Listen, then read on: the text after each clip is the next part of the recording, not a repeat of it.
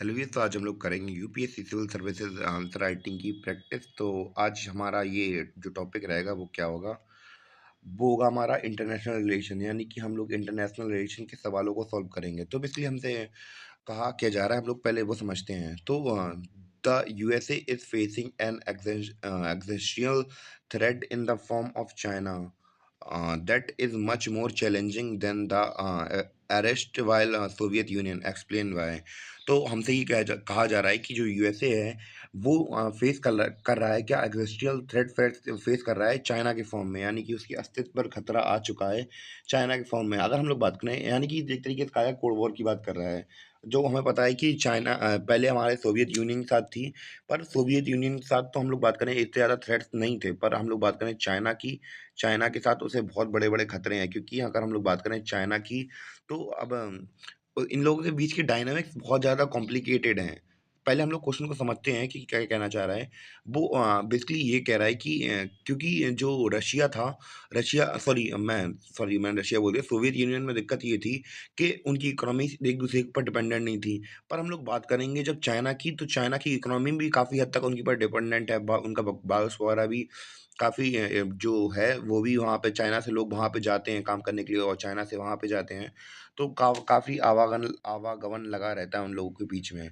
तो अब हम लोग बात करें कि इन लोगों के रिलेशनशिप एक तो कितने गहरे हैं, और एक तो उनके ऊपर थ्रेड भी है। तो हमें इस रिलेशनशिप के बारे में बताना, यूएसए और चाइना के बीच में चल क्या रहा है। तो स्टार्ट करते हैं अपना क्वेश्चन।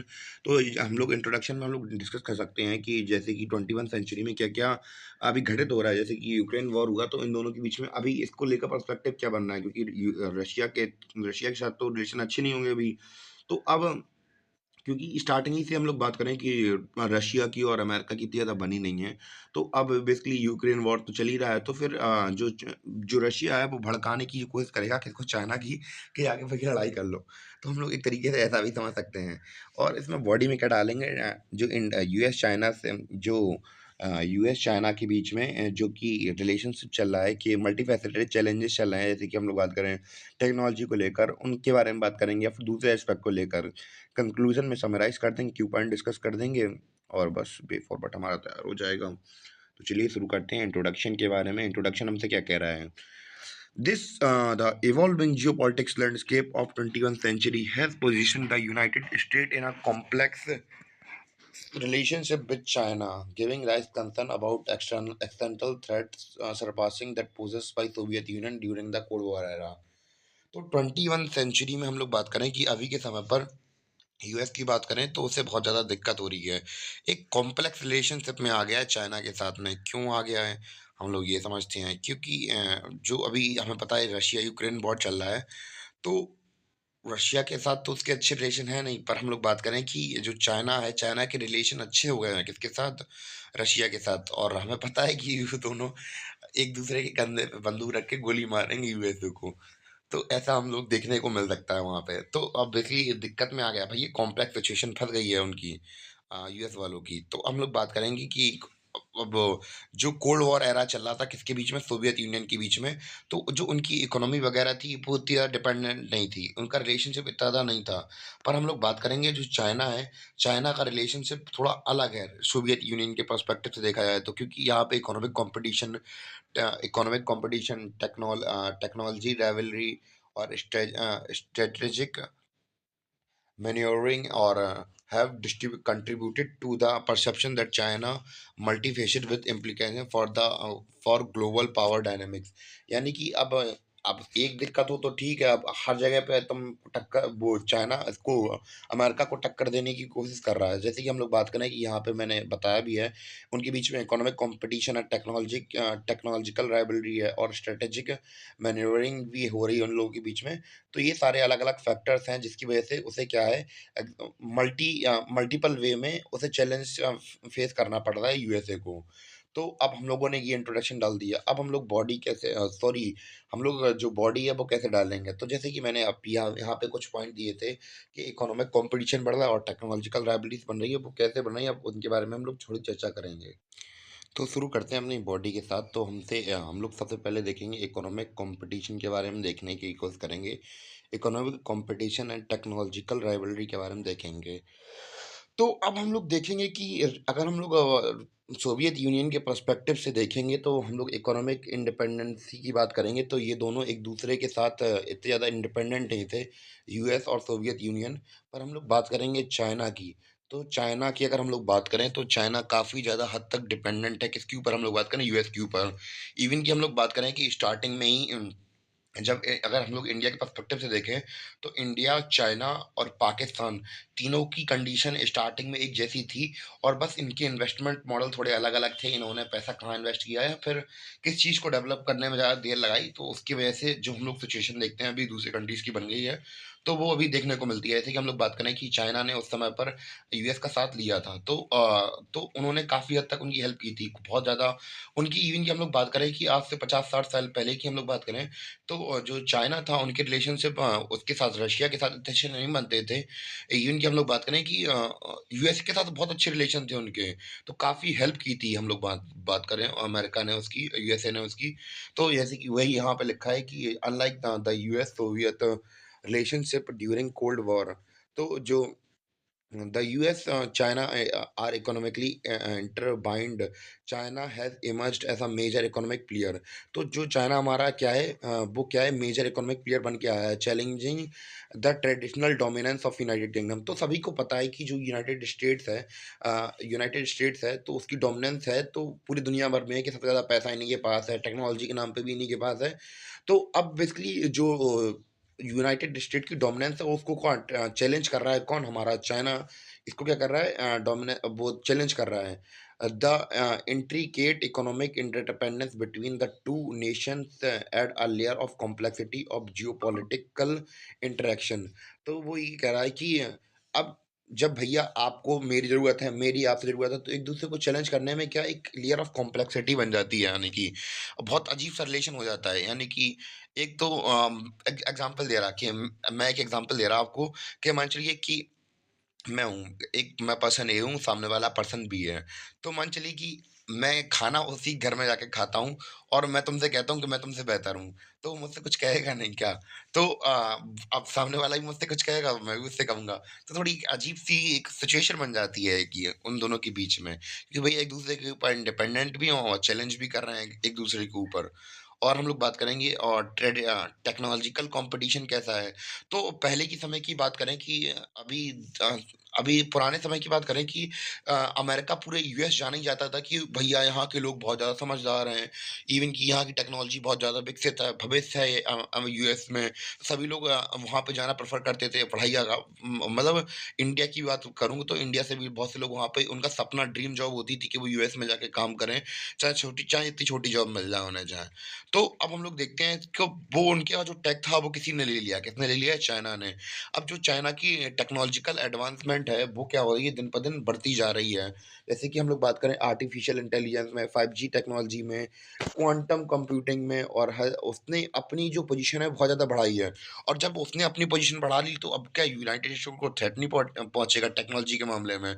कि भैया काफ़ी इतने हद तक हमेशा से अमेरिका आगे रहा, अब कौन जा रहा है? चाइना आगे जा रहा है। तो ये क्या है इनकी जो मिलिट्री की कैपेबिलिटीज़ की बात करें तो अब वो अपनी टेक्नोलॉजी डेवलप करेंगे तो मिलिट्री की कैपेबिलिटीज़ तो बढ़ाएँगे और उनकी यही सारे फैक्टर्स अफ़ेक्ट कर रहे हैं किसके बीच में अमेरिका और चाइना के बीच में, यूएस और चाइना के बीच में हम लोग बात करें कि इतनी ज़्यादा प्रॉब्लम्स कॉम्पिटिशन देखने को मिल रहा है हम लोगों के बीच में। और तीसरी बात करें इनोवेशन एंड इंडस्ट्रियल पॉलिसीज़, तो हम लोग बात करें कि जो चाइना में हम लोग बात करें इनोवेशन आई है, वो किसकी आई है? स्टेट जैसे कि हम लोग बात करें कोई कंपनीज़ वगैरह नहीं लाई हैं वहाँ पे जो चाइना की स्टेट गवर्नमेंट थी, स्टेट लीड अप्रोच थी इनोवेशन की कि हम लोग क्या करें 2025 तक मेड इन चाइना बनाएँ, यानी कि दुनिया भर में जितने भी प्रोडक्ट हो या फिर हम लोग बात करें उनकी जैसे कि हम हमारे यहाँ पे मेड इन इंडिया की बात चलती है कि सभी प्रोडक्ट हमारे यहाँ खुद के बने हों और दूसरी जगह पे एक्सपोर्ट करें। तो ये भी क्या कर रहा है कि जो यूएस है उसको थ्रेट दे रहा है, एक तरीके से कहा जाए तो। हम लोग बात करेंगे कि loss of technological leadership poses a profound threat to US economy and strategic interest. तो वो यही कह रहा है कि अब भैया कि टेक्नोलॉजी के मामले में जो अमेरिका सालों से लीडर बना हुआ था, अब चाइना भी मतलब राइज़ कर रहा है। तो अब ये भी तो एक एक्जिस्टेंशियल थ्रेट है यूएस के लिए कि भैया कि अब मार्केट के अंदर कॉम्पिटिशन बढ़ने वाला है, आपको सँभल के रहना पड़ेगा। तो ये कुछ इकोनॉमिक कॉम्पिटिशन और टेक्नोलॉजिकल राइवलरी के बारे में हमने बात की, चाइना और यूएस के बीच में। अब हम लोग देखेंगे किसके बारे में मिलिट्री स्ट्रैटेजिक कंसर्न के बारे में देखेंगे। अब हम लोग बात करेंगे मिलिट्री एंड स्ट्रैटेजिक कंसर्न के बारे में। तो हम लोग अगर बात करें कि जो चाइना है वो क्या कर रहा है, मॉडर्नाइजेशन कर रहा है अपनी आर्मी का। हम लोग आज उसके बारे में बात करेंगे, modernisation of people's liberation army, PLA. China significant investment in modernisation of it army, specially the PLA, has raised concern about the potential shift in the global balance of power. The development of advanced weapon system, naval capabilities, and focus on the cyber and space capability heightens strategic tension. तो basically ये जो China है वो क्या कर रहा है, अपनी जो उसकी जो सॉरी आर्मी की बात करें तो वो अपनी आर्मी की मॉडर्नाइजेशन कर रहा है हर पर्सपेक्टिव से देखा जाए तो। चाहे वो उसकी आर्मी की बात करें, चाहे नेवी की बात करें, क्योंकि बहुत ज़्यादा वो हम लोग चाइना की बात करें कि चाइना अलग-अलग कंट्रीज़ से सामान इम्पोर्ट तो करवाते हैं, कि हम लोग बात करें कि अ, रशिया से मँगा लेंगे या दूसरी कंट्रीज़ से सामान उधार माँग लेंगे डिफेंस के लिए। पर ऐसा नहीं है कि वो अपने यहाँ पे अच्छी मात्रा में जो वेपन्स है वो नहीं बना रहे हैं, खूब वेपन बना भी रहे हैं और एक्सपोर्ट भी कर रहे हैं। हम लोग बात करें जैसे कि पाकिस्तान को काफ़ी ज़्यादा सपोर्ट करता रहता है चाइना, तो इसके पर्सपेक्टिव से देखा जाए तो उनका ख़ास तौर पर पीएलए, पीपल्स लिबरेशन आर्मी जो हमारी उनकी चाइना की है, इस पे वो क्या कर रहे हैं, मॉडर्नाइज़ेशन करवा रहे हैं। तो ये क्या है, मिलिट्री थ्रेट हो सकता है किसके लिए, सॉरी इसके यूएस के लिए, क्योंकि इनकी आर्मी, अब अगर हम लोग आर्मी के पर्सपेक्टिव से देखें तो जो यूएसए है, वो आर्मी के नंबर पे 1 है। तो अब उसको धीमे-धीमे जब ये लोग मॉडर्नाइज़ेशन करेंगे, इतना ज़्यादा एडवांसमेंट हो रही है, तो ये एक पावर शिफ्ट की तरह काम करेगा। यानी कि अभी पावर किसके पास थी? यूएसए के पास थी। अब जो पावर है वो किसके पास धीमे-धीमे शिफ्ट हो रही है? चाइना की तरफ। तो ये कुछ स्ट्रैटेजिक टेंशन है किसके बीच में हो सकती है? अमेरिका, सॉरी यूएसए और चाइना। हम लोग बात करेंगे किसके बारे में, साउथ चाइना सी और टेरेस्ट्रियल डिस्प्यूट के बारे में।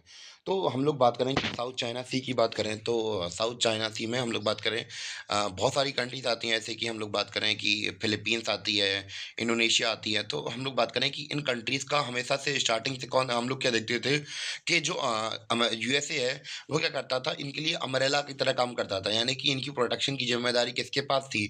इधर हम लोग बात करें साउथ चाइना सी की बात करें तो यहाँ के जितने भी देश हैं वो डिपेंडेंट थे सिक्योरिटी के लिए किसके ऊपर, अमेरिका के ऊपर, यानी कि हम लोग बात करें यूएसए के ऊपर। तो अब दिक्कत ये थी कि अब जो चाइना है वो अपनी मिलिट्री प्रेजेंस बढ़ा रहा है धीमे धीमे। तो ये अब मान चलिए, इसका इसका भी मैं एक एग्जांपल देता हूँ, यानी कि मैं एक एग्जांपल दे रहा हूँ। एक राम है और एक है अभिमन्यु। तो जो राम और अभिमन्यु का एग्जांपल दे रहा, तो किसी के धर्म पर मत जाना, क्योंकि मैंने ऐसे ही नाम कोई भी नाम ले लिया ऐसी, तो आप लोग नाम पर मत जाना। तो मैं इन राम और अभिमन्यु का एग्जांपल दे रहा कि राम है भैया, राम के दोस्त हैं 2, अभिषेक और पवन। तो अब जो उसके दोस्त हैं, तो अब जो इन जितने अब राम और पवन और एक तीसरा जो हमारा दोस्त था, तो ये तीनों दोस्त हैं। अब जब राम के ऊपर खतरा आएगा तो राम के ऊपर खतरा आएगा तो उसका दोस्त क्या उसे बचाएगा? नहीं तो बचाएगा, क्योंकि उसने उसको प्रोटेक्शन दी है, उनके बीच के रिलेशनशिप काफ़ी अच्छे हैं। तो इसी प्रकार जो अमेरिका है, सॉरी यूएसए है, तो वो क्या करता है, यूएस क्या करता है कि इनको अम्ब्रेला की तरह काम करता था, मतलब सिक्योरिटी के ऊपर इनके ऊपर डिपेंडेंट थे, क्योंकि यूएसए क्या है, सुपर पावर है। तो अब चाइना क्या कर रहा है, धीमे-धीमे इनको ऊपर टेरेस्ट्रियल डिस्प्यूट अराइज़ कर रहा है कि ये एरिया मेरा है, ये एरिया मेरा है, ये एरिया मेरा है। तो ये क्या है, एक तरीके से थ्रेट दे रहा है किसको, यूएसए को। तो इस प्रकार से एक उम्मीद है कि आपको समझ में आए कि चाइना की स्ट्रैटेजी क्या है, परसेप्शन कैसे चेंज हो रही है, कि वो अपनी परसेप्शन कैसे बना रहा है कि आप अगर हमसे पंगा लेंगे तो हम आपको छोड़ेंगे नहीं।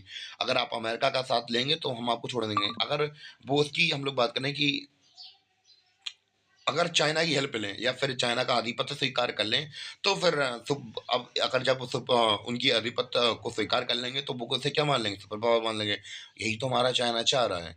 और हम लोग बात करेंगे nuclear Arsenal's and military alliances. तो हम लोग बात करेंगे कि जो न्यूक्लियर पावर है चाइना का वो भी धीमे धीमे बढ़ता जा रहा है। अब किसी की कंट्री के पास में अगर उसकी न्यूक्लियर पावर बढ़ेगी तो ऑब्वियसली उसका जो हम लोग बात करें कि रौला है वो टाइट हो जाएगा। तो इसी तरह जो चाइना की न्यूक्लियर पावर है वो भी धीमे-धीमे बढ़ती हुई जा रही है। जैसे कि हम लोग बात करें शंघाई कॉर्पोरेशन ऑर्गेनाइजेशन, तो इनका भी बहुत ज़्यादा हम लोग बात करें कि इन्वॉल्वमेंट बढ़ता जा रहा है। अब जब किसी भी कंट्री की मिलिट्री में अगर न्यूक्लियर पावर होगी तो ऑब्वियसली बात है वो बहुत ज़्यादा पावरफुल हो जाएगी। तो अब जी क्या कहता है ये चीज़ जो हम लोग बात करें न्यूक्लियर पावर होना बहुत बड़ी बात होती है किसी कंट्री के पास में। और हमें पता है कि सभी कंट्रीज़ के पास में न्यूक्लियर मिसाइल्स वगैरह नहीं है, सभी कंट्रीज़ के पास न्यूक्लियर पावर नहीं है। और जिसके पास होती है तो भैया डर के रहना पड़ेगा। तो ये क्या है एक और कॉम्प्लेक्सिटी खड़ी करती है किसके यूएस और चाइना के बीच के राइवलरी के बीच में। अब हम लोग बात करेंगे global influence and Jio economics. Economics की बात करेंगे BRI, belt and road initiative. इसके बारे में थोड़ी चर्चा करते हैं अब हम। अब हम लोग बात कर रहे थे BRI के बारे में। तो जो चाइना है, चाइना का ambitious belt and road initiative है। तो अगर हम लोग इसके बारे में बात करें तो आप लोगों ने सुना होगा सिल्क रूट सुना होगा एंशिएंट हिस्ट्री में। तो बेसिकली जो इंडिया था वो इतना ज़्यादा पावरफुल कैसे बन पाया, उसकी जो पावर इतना ज़्यादा पैसा कहाँ से आ पाया, क्योंकि वहाँ पे सिल्क रूट एग्जिस्ट करती थी। तो जो जो दूसरी कंट्रीज़ थी उनसे हम लोग बात करें कि सीधा-सीधा ट्रेड हो जाता था। मतलब वहाँ से जो व्यापारी थे वो आ जाते थे सिल्क रूट के थ्रू पे। आ जाते थे तो इंडिया को उससे बहुत ज़्यादा फ़ायदा होता था। अब वही जो सिल्क रूट था वही हमारा क्या है BRI है। यानी कि बेल्ट एंड रोड इनिशिएटिव है, यानी कि वो सिल्क रूट को क्या कर रहे हैं, अपडेट कर रहे हैं। तो चाइना का जो एम्बिशियस प्लान है किसको लेकर, BRI को लेकर, तो ये एक ऐसा इंफ्रास्ट्रक्चर प्रोजेक्ट कंप्लीट कराएँगे जो कि एशिया, यूरोप और अफ्रीका सबको जोड़ देगा। और ये क्या करेगा वर्ल्ड लेवल पर चाइना की जो प्रेज़ेंस है बढ़ाएगा, क्योंकि वो मैन्युफैक्चरिंग कर रहे हैं। और मैन्युफैक्चरिंग करने से अब उनका जो इम्पोर्ट होगा अगर वो लैंड के थ्रू हो जाएगा तो फिर उन्हें भी बहुत ज़्यादा फ़ायदा हो जाएगा। और हम लोग बात करें कि जब उनका इकोनॉमिकली फ़ायदा होगा तो फिर भैया डोमिनेंस फिर बनती है फिर। तो ये भी एक क्या करता है, थ्रेट देता है किसको, यूएसए को। हम लोग बात करेंगे डेब्ट डिप्लोमेसी पॉलिसी के बारे में। डेब्ट डिप्लोमेसी एंड इकोनॉमिक लीवरेजेस के बारे में बात करेंगे। तो अब हम लोग बात करें कि भले ही चाइना की ये डेब्ट डिप्लोमेसी रही हो, पर इसने एक हद तक किसको थ्रेट दिया है, यूएसए को थ्रेट दिया है। क्योंकि इससे पहले दुनिया में कोई भी देश ऐसा नहीं था जो कि मानता हो कि मतलब यूएसए के अलावा कोई ऐसा कर सकता है कि वो उनको पैसे मतलब पैसे के मामले में उसकी हेल्प कर दें। पर चाइना ने भले ही अब अभी का जो मामला है वो अलग हो गया हो कि जो चाइना है वो काफ़ी हद तक पैसे माँग रहा है दूसरी कंट्रीज़ के साथ, उन्हें कंगाल करने की कोशिश कर रहा है। पर इसने काफ़ी हद तक, काफ़ी समय तक चैलेंज तो किया था यूएसए को कि उनके अलावा भी दुनिया में कोई सुपर पावर है। यानी कि जो दूसरों को पैसा दे सकती है। भले ही उन्हें लूटने के लिए कर रहा हो, अभी सिचुएशन चाहे चेंज हो गई हो, पर एक हद तक चैलेंज तो दिया है ना। तो ये डिफरेंट डिप्लोमेसी पॉलिसी हमें ये देखने को मिलता है।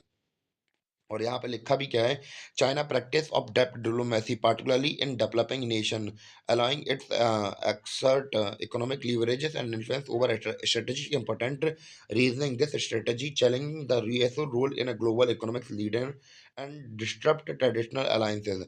तो बेसिकली वही है कि ये हद तक चोट तो पहुंचाई ना यूएसए को कि आपके अलावा भी तो कोई दे सकता है। तो अब हम लोग बात करेंगे multilateral institutions and global governance के बारे में बात करें। जैसा कि हम लोग बात कर रहे थे कि जो मल्टीलैटरल हमारे इंस्टीट्यूशन हैं बड़े-बड़े, जैसे कि हमारे यूनेस्को हुआ या फिर हम लोग बात करें डब्ल्यूएचओ हुआ। तो अब इनमें इनके जो हमारे जो वर्ल्ड लेवल पर ये इतने बड़े-बड़े इंस्टीट्यूशन हैं, इनके ऊपर जो चाइना का पावर है वो धीमे-धीमे बढ़ता जा रहा है। तो देखने वाली बात ये होगी, जैसे कि हम लोग बात करें यूनेस्को की, आप लोग यहाँ पे देख रहे होंगे यूनेस्को। तो यूनेस्को के ऊपर काफ़ी ज़्यादा प्रभाव पड़ता जा रहा है। इवन कि हम लोग बात करें ट्रम्प के समय पर उन्होंने इससे लीव भी ले लिया था, यूएसए ने इससे हट भी गए थे कि हमें इसका पार्ट नहीं बनना है। और बाद में जब चाइना का इन्फ्लुएंस इसके ऊपर बढ़ा तो फिर दोबारा से उनको री-एंट्री लेनी पड़ी। और हम लोग बात करेंगे कोविड के समय की, तो कोविड के समय पर क्या हो रहा था कि बहुत से लोग एलिगेशन लगा रहे थे कि जो डब्ल्यूएचओ है वो चाइना के लिए इतना ज़्यादा सॉफ्ट क्यों हो रहा है? क्योंकि चाइना का इन्फ्लुएंस इतना ज़्यादा बढ़ता जा रहा है। तो ये अब एक तरीके से कहा जाए तो जो इतने बड़े-बड़े इंस्टीट्यूशन किसके पैसे पे चलते थे? वो ये इंस्टीट्यूशन चलते थे अमेरिका, यूएसए के पैसे पर। तो अब जब इनके पैसे के ऊपर चल रहा था और वो उसकी तारीफ़ कर रहे हैं, तो इसका मतलब यही है कि ना जो चाइना है उसका पावर बढ़ता जा रहा है। तो ये देखने वाली बात है कि भैया कि आपको थ्रेट पड़ रहा है, एक तरीके से कहा जाए तो। हम लोग अब बात करेंगे आइडियोलॉजिकल एंड वैल्यू क्लैशेस के बारे में। तो हमारी हम बात करें कि चाइना है हमारा क्या है, एक ऑथोरिटिज़्म को मतलब एक अथॉरिटी यानी कि हम लोग बात करें कि ऐसा नहीं है कि वोट करवाएँगे या फिर बात करें कि अथॉरिटी को एस्टेब्लिश करता है। और जो हमारा यूएसए है वो क्या है, डेमोक्रेसी है। तो अब इन दोनों के बीच में क्या है, आइडियोलॉजिकल वॉरफेयर चली हुई है। भई ये दोनों अलग-अलग आइडियोलॉजी को फ़ॉलो करते हैं, तो इनके बीच के जो वैल्यूज़ हैं वो क्या है, दोनों की अलग-अलग हैं। तो अब ये क्या करता है, उन दोनों के बीच में एक क्लैश तैयार कर देता है कि भैया आइडियोलॉजी अलग है तो हम भी आपसे अलग हो जाएँगे। जैसे कि हम लोग बात करें जैसे कि अब रशिया के साथ अमेरिका की वॉर क्यों चल रही थी भैया, आइडियोलॉजी में डिफरेंस था। और दुनिया में वॉर वैसे नहीं चलता है जैसे कि हम लोग बात करें कि आपके पास पैसा ज़्यादा है, रिसोर्स कंट्रोल करना है, तो ये सब तो एक तरीके से अलग है। पर हम लोग बात करें आइडियोलॉजिकल क्लैशेस बहुत बड़ी चीज़ होती है किसी के देश के पर्सपेक्टिव से, हम लोग बात करें वॉर के पर्सपेक्टिव से भी देखा जाए तो। तो अब इन दोनों के बीच में इतनी ज़्यादा आइडियोलॉजिकल प्रॉब्लम्स हैं, तो अब इन लोगों के बीच में हो क्या रहा है कि द आर्ड तो अब एक अलग से कॉम्प्लेक्सिटी बन जाती है इन दोनों के बीच में, क्योंकि हमारा जो अमेरिका था वो क्या था, एक डेमोक्रेसी था, और जो हमारा चाइना है वो क्या है, एक अथॉरिटिज़्म को फॉलो करने वाली कंट्री है। तो इसको मैं थोड़ा रीड कर दे रहा हूँ तो आपको समझ में आ जाएगा। The ideological clash between China authoritarian system, China's authoritarian system and the US commitment to the democracy and the human rights amplifies the rivalry। वही है भैया कि इन दोनों के बीच में rivalry वगैरह आ जाती है। The competition between different governance models add a layer complexity to US-China relationship extending beyond the geopolitics and economic dimension। अब हम लोग बात करेंगे informational warfare and influence operations के बारे में। अगर हम लोग बात करें इन्फॉर्मेशन वॉरफेयर की, तो चाइना इसमें बहुत ज़्यादा आगे बढ़ चुका है कि भैया बहुत बुराई करवाता है यूएसए की। तो अब हमें पता है कि जो एक तरीके से इसमें डालने वाली बात तो नहीं है, पर जो यूएसए है वो कोई अच्छा डेमोक्रेटिक कंट्री इतना अच्छा नहीं है, हम लोग कैसी तरीके से कह सकते हैं। अगर हमसे पूछा जाता तो हम लोग बता सकते थे कि जो डेमोक्रेसी है यूएसए के अंदर वो बहुत अच्छी है, तो हम लोग कह सकते हैं नहीं। तो ऐसा हमसे पूछा तो नहीं गया है, पर डिफरेंसेस बताने हैं। तो जो चाइना है वो डोमेस्टिकली और इंटरनेशनली क्या करता है, परसेप्शन क्रिएट करता है सोशल मीडिया के थ्रू कि बेइज़्ज़ती करने की कोशिश करता है, एक तरीके से कहा जाए तो यूएसए की। तो ये भी क्या होता है, इन लोगों के बीच में थोड़ी दिक्कत, थोड़े डिफरेंसेस अलग-अलग हो जाते हैं। तो यही यहाँ पे लिखा है इन्फॉर्मेशन वॉरफेयर के अंदर। तो चाइना's use of information warfare and influence operations both domestically and internationally challenging the democratic value and that the United States seek to promote globally. The ideological struggle in the realism of information and influence at a dimension of vulnerability for USA। तो भैया threat पड़ता है उनके ऊपर कि भैया कि आपके घर में वेदी घुस चुका है। अब भैया बुराई करता रहता है ना वो, क्योंकि उम, हमें पता है कि चाहे इंसान जितनी भी अच्छी कोशिश कर ले, या फिर मैं पर्सनली तो नहीं कह रहा, पर कोई व्यक्ति अगर अपना बेस्ट देने की कोशिश करे तो कहीं न कहीं उससे कुछ न कुछ चीज़ें छूट जाती हैं। तो अब चाहे कोई भी कंट्री हो, चाहे मैं इसमें यूएसए को सपोर्ट नहीं कर रहा हूँ। मैं बात कर रहा हूँ कि कोई भी कंट्री हो, कहीं न कहीं आपसे गलतियाँ होती हैं। तो अब वो गलतियों को बहुत तरीके से राई का पहाड़ बना के आप दिखाएँगे तो लोगों के दिमाग में वो बात बैठ जाएगी कि आप इस चीज़ में गलत हैं। तो हम लोग बात करेंगे global challenge and share responsibilities के बारे में। तो हमें पता है कि क्लाइमेट जो चेंज हो रहा है, तो climate change and public health के बारे में बात करेंगे। तो जो क्लाइमेट चेंज हो रहा है, अब जैसे कि बाढ़ आई, सुनामी आई, या फिर दूसरे जो ग्लोबल जो क्लाइमेट चेंज की वजह से होने वाले बहुत सारे जैसे कि फिनोमेनास हैं, इसमें कोई कोई कंट्री, रेस, रिलीजन कुछ नहीं देखा जाता है। तो इसमें क्या होता है, अगर आप घर में बड़े हैं, तो आपकी ज़िम्मेदारी बनती है कि आपको जो रिस्पॉन्सिबिलिटी है लेनी पड़ेगी। चाहे आप अब साथ में काम करें, या फिर जैसे कि एक फैमिली होती है, उसमें मम्मी-पापा काम करते हैं, एक मम्मी-पापा, मम्मी होती हैं, पापा होते हैं, बच्चे होते हैं। तो अगर मम्मी-पापा चाहे आपस में जितना लड़ रहे हैं, पर ज़िम्मेदारी आप बड़े हैं तो आपकी रिस्पॉन्सिबिलिटी होगी, आपको देखना पड़ेगा कि क्या करना पड़ेगा, आपको घर में अगर कोई दिक्कत आ रही है तो आपको समझना पड़ेगा। तो अब हमारे जो ग्लोबल चैलेंजेस हैं, जो क्लाइमेट चेंज है, इसको आप लोगों को साथ में टैकल करना पड़ेगा। तो यही यहाँ पे लिखा है कि climate change and public health में global challenges such as climate change and public health crisis necessitate international cooperation. The US and China as a global major global player need to navigate shared responsibilities in addressing these challenges while managing their competitive relationship। भले ही आपके बीच में competition जितना लगा रहा है, पर आपको अब ग्लोबल पावर है, तो आपको देखना पड़ेगा कि भैया क्लाइमेट चेंज हो रही है तो बाकी कंट्रीज को दिक्कत आएगी।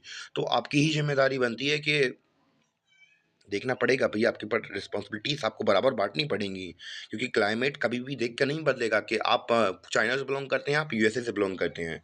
तो ये देखने वाली चीज़ है। हम लोग बात करेंगे साइबर सिक्योरिटी थ्रेट्स के बारे में, तो क्या-क्या इनके बीच में ग्लोबल चैलेंज और शेयर रिस्पॉन्सिबिलिटीज़ हो सकती हैं, इसके बारे में बात करेंगे। तो साइबर सिक्योरिटी थ्रेट्स की हम लोग बात करें, तो जैसे कि हम लोग साइबर सिक्योरिटी में हम लोग बात करते हैं, इसमें थोड़ा बड़ा कर लूँ पहले मैं। साइबर सिक्योरिटी थ्रेट्स की बात करूँ तो साइबर थ्रेट्स में हम लोग बात करें साइबर सिक्योरिटी में, तो किसी भी देश के लिए क्या क्या ज़रूरी होता है कि उसका जो कोर इंफ्रास्ट्रक्चर है, हम लोग बात करें कि स्कूल्स हुए उनकी, हम लोग बात करें कि गवर्नेंस कैसे काम करती है ऑनलाइन बेसिस पर, और हम लोग बात करें कि किसी का प्राइवेट डेटा किसी गवर्नमेंट का, तो ये चीज़ें उसके लिए बहुत ज़्यादा इम्पोर्टेंट हो जाती हैं। तो भले ही हमें पता है कि जो जो हमारा क्या है साइबर सिक्योरिटी है, ये क्या बनने जो हमारी साइबर सिक्योरिटी है, ये एक तरीके से फिफ्थ डायमेंशन बनने वाला है किसका, आजकल के वॉरफेयर का, क्योंकि साइबर क्राइम धीमे-धीमे बढ़ते हुए जा रहे हैं कि एक जैसे कि हम लोग बात करें जो एक अलग-अलग कंट्रीज़ एक-दूसरे के ऊपर साइबर अटैक्स करती रहती हैं, उनका जो डेटा होता है वो उड़ाने की कोशिश करती हैं, तो अलग-अलग तरीके होते हैं। जैसे कि हमें पता है कि लोग पैसे देते हैं कि दूसरे कंट्री के अंदर अनस्टेबिलिटी लाने के लिए, उसी प्रकार आजकल हमारे टेक्नोलॉजी के मैटर में कि क्या हो रहा है कि जो अलग-अलग कंट्रीज़ हैं, वो दूसरी कंट्री के ऊपर अटैक करवाती रहती हैं। तो अब ज़रूरी क्या हो गया है कि अब उनके एक ग्लोबल लेवल पर एक ज़रूरत है कि भैया कॉर्पोरेशन करें, और जियोपॉलिटिक्स के पर्सपेक्टिव से देखा जाए तो इनको मॉडिफ़ाई करने की ज़रूरत है कि हमें क्या करना चाहिए, अपनी जो साइबर सिक्योरिटीज़ है उसको बढ़ाने के लिए बहुत सारी मीटिंग्स करें कि भैया कि हमारी जो इन्फॉर्मेशन टेक्नोलॉजी है ये बाहर लीक ना हो, या फिर हम लोग बात करें साइबर सिक्योरिटी एक बहुत बड़ा रिस्क है, इसको कोऑपरेट करने के लिए सभी को साथ में आना चाहिए, चाहे वो चाइना हो, चाहे इंडिया हो, चाहे दूसरी कंट्रीज़ हों। हम लोग बात करेंगे न्यूक्लियर नॉन प्रोलाइफेटेरियन, यानी कि हम लोग बात करें टीटी की बात कर रहे हैं कि वही वाली कि न्यूक्लियर पावर और किसी के पास नहीं होनी चाहिए। हम लोग बात करेंगे एनपीटी के बारे में, तो बेसिकली जो एनपीटी थी हमारी, उसमें साइन क्या हुआ था हमारा कि कोई भी जो हम लोग न्यूक्लियर वेपन है ज़्यादा कंट्रीज़ को नहीं देंगे, क्योंकि अगर आप ज़्यादा कंट्रीज़ के पास में आ जाएँगे, तो हमें पता है कि किसी बच्चे के हाथ में अगर आप लोग बम पकड़ा देंगे तो वो फोड़ देगा उसे। तो हर कंट्री के पास जो न्यूक्लियर वेपन का जो स्प्रेड है उसे रोका जा सके, और हम लोग बात करें कि आप चाहे जितने भी अच्छे हों या पर पावरफुल हों, अगर आप गलत आदमी के हाथ में हथियार दे देंगे तो वो उसका इस्तेमाल गलत तरीके से करेगा। तो जो चाइना है, इनकी शेयर रिस्पॉन्सिबिलिटी है कि आप लोग बड़े हैं कि आपको इस पर फ़ोकस करना चाहिए कि जो न्यूक्लियर वेपन है वो ना फैलें, क्योंकि आए दिन हमें रशिया से ये थ्रेट सुनने को मिलता रहता है कि जो हमारे पुतिन साहब हैं वो हमसे कहते रहते हैं कि क्या कहते हैं कि हम जो यूक्रेन वॉर चली थी, भी काफ़ी बार स्टेटमेंट आए कि हम न्यूक्लियर वेपन को इस्तेमाल करने से नहीं डरेंगे, फिर दूसरी कंट्रीज़ भी अगर उनके पास होगा तो वो ऑब्वियसली कहेंगे, अगर उनका छोटा-मोटा डिस्प्यूट भी होगा, तो वो यही कहेंगे कि भैया हमारे पास बहुत ज़्यादा वेपन है, हमारे पास ये है, अगर आप हम पे हमला करेंगे तो अब ये क्या है, ग्लोबल थ्रेट है। तो अब दोनों की रिस्पॉन्सिबिलिटी है कि भैया रोको आप बड़े हैं, आप पावरफुल हो, तो आपकी रिस्पॉन्सिबिलिटी बनती है ये। अब हम लोग बात करेंगे कंक्लूज़न के बारे में। हम लोग बात करेंगे कंक्लूज़न के बारे में, तो हमें पता है कि जो हमने इतने सारे पॉइंट देख लिए, तो हमने ये समझा कि जो हमारा चाइना था, वो क्या था, एक्जिस्टेंशियल थ्रेट था, किसके लिए, हमारा जो यूएस था उसके लिए। तो हम लोग अगर किसके राइवलरी के सोवियत यूनियन की राइवलरी के पर्सपेक्टिव से देखें, तो इन दोनों के बीच में इतना ज़्यादा रिलेशनशिप नहीं थे। ये लोग एक-दूसरे के ऊपर इतने इंडिपेंडेंट नहीं थे। अगर हम लोग बात करें जो चाइना है, चाइना और यूएस के बीच में काफ़ी इंडिपेंडेंटनेस है, क्योंकि हम लोग बात करें कि ये जो बड़ी-बड़ी इकोनॉमी है, ये एक-दूसरे के ऊपर डिपेंडेंट हैं। तो हम लोग बात करें सोवियत यूनियन नहीं थी। तो अब जो अमेरिका है, यूएसए है, तो अब इनको एम्फेसिस करना पड़ेगा। इतनी सारी हम लोग देखते हैं कॉम्पिटिशन है, तो अब इनको ऐसे तरीके निकालने पड़ेंगे जिससे कि इन दोनों के बीच में अच्छा रिलेशनशिप भी बना रहे। इनको डिप्लोमैटिक तरीके भी खेलने पड़ेंगे जिससे कि इन दोनों के बीच में रिलेशनशिप अच्छे बने रहें, और कॉम्पिटिशन तो फिर बना रहता है, चाहे जहाँ भी चले जाएँ, यहाँ प हर जगह चले जाएँ, ऑर्गनाइज़ेशन हो या फिर वैसे भी देख लें। तो अब कॉम्पिटिशन तो देखो, उसमें कोई कुछ नहीं कर सकता है। थ्रेट भी मिलेंगे, कोई कभी न कभी आपसे आगे कोई न कोई बढ़ेगा, पर आपको मेंटेन करके चलना पड़ेगा। तो ये भी यूएसए को करना पड़ेगा कि उसके लिए थ्रेट तो है, पर आपको भी देखना पड़ेगा कुछ न कुछ। अगर नहीं देखेंगे तो आपको दिक्कत हो जाएगी। उसको ऐसी स्ट्रैटेजीज़, अप्रोच अलायंसेस बनानी पड़ेंगी जो कि चाइना को टैकल कर सकें। तो यही हमारा क्या हो सकता है, कंक्लूज़न हो सकता है। अगर हम लोग बात करें, अगर वो मैनेज कर लेता है, तो अगर हम लोग बात करें 21 सेंचुरी में, अगर वो यूएसए चाइना रिलेशनशिप को मैनेज कर लेता है, तो आने वाले समय में ये क्या होगा, इंटरनेशनल अफेयर के लिए हम लोग बात करें एक नया ग्लोबल ऑर्डर, या फिर हम लोग बात करेंगे, अगर अगर मैं अपने दोस्त के साथ दोस्त या दुश्मन के साथ अच्छे रिलेशन बना लूँ, हम लोग पुराने समय में भी देखते थे कि चाहे बादामी हो, चाहे विजयनगर एम्पायर हो, ये सभी की सभी अलायंसेस बना के रखते थे। चाहे भले ही विजयनगर काफ़ी देशों के साथ राज्य के साथ डिस्प्यूट रखता हो, पर कैसे भी करके उन्होंने क्या किया था, विजयनगर एम्पायर की मैं बात कर रहा हूँ कि उन्होंने कैसे भी करके अपने आप को स्टेबल रखा था। एक तरीके से अगर दुश्मनी भी है, थोड़ा बहुत रिलेशनशिप बना लेंगे और काम चला लेंगे अपना। तो अगर उसी तरह चाइना, यूएसए अपने आप को, अपने जो रिलेशनशिप हैं, इनको अच्छे तरीके से बना सके, तो ऐसा नहीं है कि हर जगह की एक ही पावर हो, बहुत जगह ऐसा भी तो सकता है कि आधी पावर आप ले लो, आधी पावर आप ले लो, ऐसा सीन भी तो चल सकता है। अगर देखने की बात चले तो, और थ्रेट ये भी है कि दूसरी कंट्रीज़ भी तो उगेंगी फिर बाद में, तो कॉम्पिटिशन बढ़ता रहेगा, ऐसे ही चलता रहेगा। तो आप इतना कंक्लूजन लिख देंगे तो काम चल जाएगा। अगर मैं बताने पे आ गया कि और होने वाली संभावनाएँ क्या हो सकती हैं, जैसे कि चाइना है हमारा, रशिया है, इंडिया है, सभी के सभी तो पावर के लिए लड़ रहे हैं। तो अब इसमें कोई कॉम्पिटिशन के लिए थोड़ा ना कुछ कर सकता है। सभी आने वाले समय में सभी थ्रेट बनेंगे एक-दूसरे के लिए। चाहे हम लोग चाइना की बात कर लें या रशिया की बात कर लें, अगर मान चलिए कि अब इंडिया भी है, इंडिया के नहीं चाहता कि वो सुपर पावर बने। हाँ, चाहता ऑब्वियसली वो भी सुपर पावर बने। तो सभी कंट्रीज़ एक-दूसरे की हम लोग बात करें अपोज़िशन में तो रहेंगी। बस वैसे मेरा बताने का मतलब यही था कि आपको थोड़े एक्स्ट्रा थोड़े थॉट्स मिले कि आप लोग कैसे-कैसे आंसर लिख सकते हैं। उम्मीद है आपको क्वेश्चन समझ में आया हो।